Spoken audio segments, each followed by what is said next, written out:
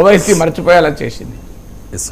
ఇక ఈ 7 దశల ఎన్నికల ప్రచారంలో భాగంగా గతంలో ఏ ప్రధాని చేయనన్ని సభల్లో, రోడ్ షోల్లో, ర్యాలీలో మోదీ పాల్గొన్నారు సార్. మొత్తం 206 ర్యాలీలు, రోడ్ షోలు, సభలు అన్నీ కలిపితే. ఇక్కడ మాజీ ప్రధాని మన్మోహన్ సింగ్ ఒక కామెంట్ చేశారు సార్. ప్రధాని హోదాను మోదీ దిగజార్చారు అని చెప్పి ఆయన విద్వేషపూరిత అనుచిత వ్యాఖ్యలు చేస్తూ ఉన్నారు. ఆయన ప్రధాని హోదానే తగ్గించేసేలా, దిగజార్చేలా ఆయన ప్రచారం చేశారు అని చెప్పి. సో మోదీ ప్రచారంతో ప్రధాని హోదాను దిగజార్చారా అంటే ఏం చెప్తారు? మన్మోహన్ సింగ్ కాంగ్రెస్ నాయకుడు కనుక ఆయన ఏమని అంటారు, నేను ఏ పార్టీకి చెందినవాడు కనుక ఆ కంక్లూజన్ల పైన నేను కామెంట్ చేయను. కానీ మోడీ తన ప్రసంగంలో చేసిన కొన్ని వ్యాఖ్యలు చెప్పి ప్రేక్షకులు వదిలేస్తాను. చూసేవారు నిర్ణయం తీసుకుంటారు. మోడీ ప్రధాని పదవి ఔన్నత్యాన్ని పెంచారా లేదా ఆ పదవి గౌరవాన్ని తగ్గించారా? Let the viewer decide. నేను ఐ వోంట్ డిసైడ్. ఏమన్నాడు? ఒక ఉదాహరణ చెప్తాను. 1982లో గాంధీ సినిమా వచ్చేంత వరకు ప్రపంచానికి గాంధీ మహాత్ముడు తెలియదు. ఇది మీరే నిర్ణయించండి. ప్రధాని పదవిని గౌరవం పెంచుతుందా, తగ్గిస్తుందా? సో నేను నిన్న కూడా చెప్పాను దాని నుంచి వివరంగా, మళ్ళీ ఆ జోలికి వెళ్ళడం లేదు. Martin Luther King, Nelson Mandela, Albert ఐన్స్టైన్ల ఉదాహరణ చెప్పాను. సరిగ్గా రాహుల్ గాంధీ కూడా ఇవాళ ఆ 3 పేర్లే తీసుకున్నాడు. ఇవాళ పత్రికల్లో మీరు చూడండి. సో నేను నిన్న ఉదయం మాట్లాడాను, ఒక 24 గంటల ముందు మాట్లాడాను. సో అందువల్ల ఫండమెంటల్ ప్రిన్సిపల్ అది. 1982 కన్నా ముందు ప్రపంచానికి గాంధీజీ తెలియదు. ఇది ప్రధాన వ్యాఖ్య. దీన్ని బట్టి మీరు అంచనాకు వేసుకోండి. రెండవది, హిందువుల మంగళసూత్రాలు తీసుకెళ్ళి కాంగ్రెస్ పార్టీ ముస్లింలకు ఇస్తుంది.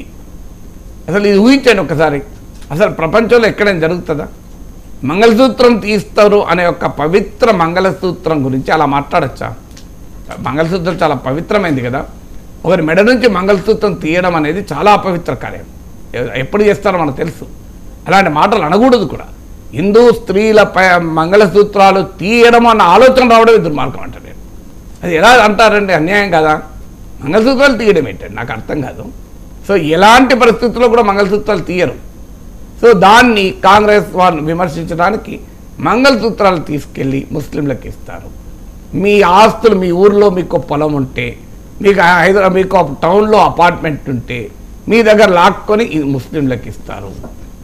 ఓటు బ్యాంకుల కొరకు ముజ్రా చేస్తారు.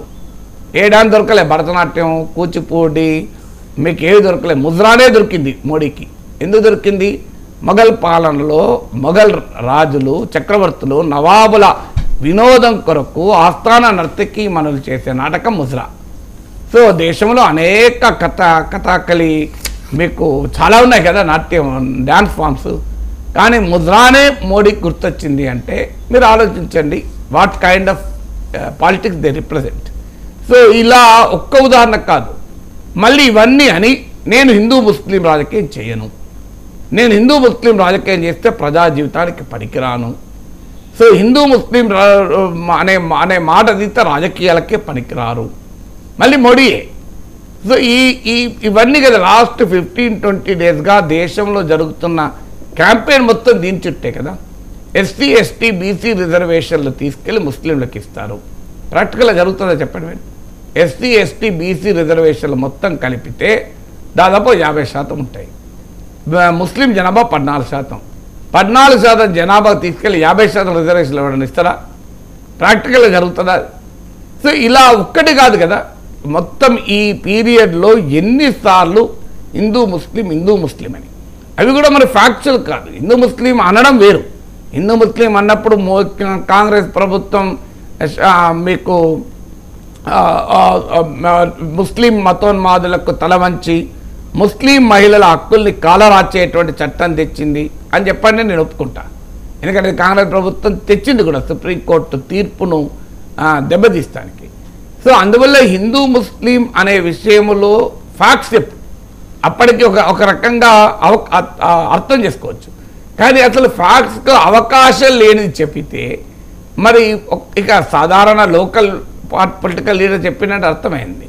దేశాన్ని ఇప్పటికీ అనేక రాష్ట్రాల్లో కాంగ్రెస్, ఇండియా కూటమి ప్రభుత్వాలు ఉన్నాయి. దేశంలో 50 ఏళ్ళు పాలించారు. ఎవరి మంగళసూత్రాలు తీశారు నాకు చెప్పండి. సో అందువల్ల ఈ రకమైన క్యాంపెయిన్ చేశారు అన్నది వరకే నేను చెప్తాను. ఈ గాంధీ మహాత్ముడికి ప్రపంచానికి గాంధీ మహాత్ముడు తెలియదు 1982 నుంచి మొదలుకొని ఇప్పుడు నేను చెప్పిన అంశాల వరకు ప్రైమ్ మినిస్టర్ స్పీచ్లోన హైలైట్స్ ఇవి. Let the people decide. ప్రధానమంత్రి పదవికి గౌరవాన్ని పెంచుతుందా లేదా గౌరవం తగ్గిస్తుందా అని. Right sir. అగ్నివీర్ పథకం